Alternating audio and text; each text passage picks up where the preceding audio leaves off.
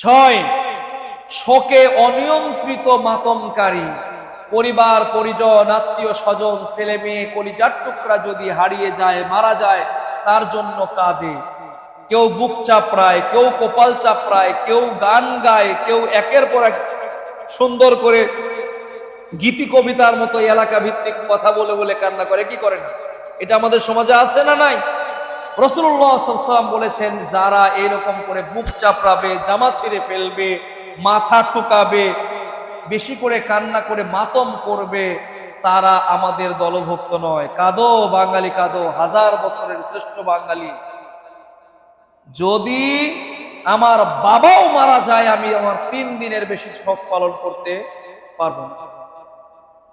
সে জায়গায় জাতীয় নেতা অমুক নেতার নাম বলে বছরের পর বছর শোক পালন করছি, মুরসিয়া গাচ্ছি, শোক মিছিল বের করছি, তাদের জন্য পুষ্পমাল্যের ব্যবস্থা করছি, কবরটাকে মার্বেল পাথর দিয়ে আরো কিছু যদি করা যেত তাও করত। বিশ্ব মুসলিমের হৃদয়ের স্পন্দন নবী মুহাম্মদ রাসূলুল্লাহ। সৌদি সরকার যদি একবার বলতো যে আপনাদের কাছ থেকে রাসূলের কবর সংশোধনের জন্য, সংস্কারের জন্য আমরা এখন স্বর্ণ চাচ্ছি, তাহলে তো আমার মনে হয় যে লোকটা খেটে খাওয়া মহিলা, যার কিছুই নাই একটা নাকের ফুল ছাড়া, সেও চেষ্টা করতো কারো হাতে দেওয়ার জন্য যে এটা আমার নবীর মদিনায় পাঠিয়ে দেওয়া কবরের কাছে যেন একটু কাজে লাগানো যায়।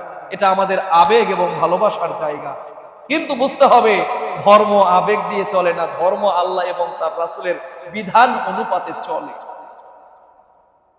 সম্মানিত উপস্থিতি, তাহলে এমনি করে অহেতুক কাঁদা যাবে না।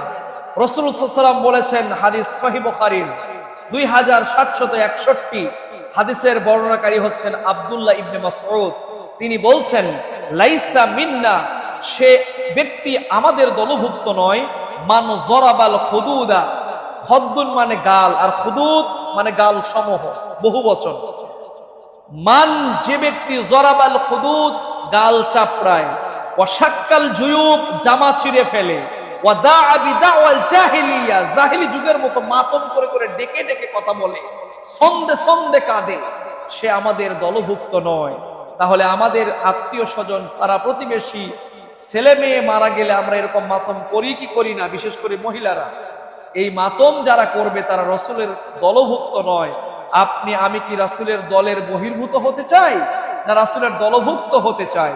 যদি রাসূলের দলভুক্ত থাকতে চান তাহলে এই ধরনের মাতম করে কান্নাকাটি করা জায়েজ নেই।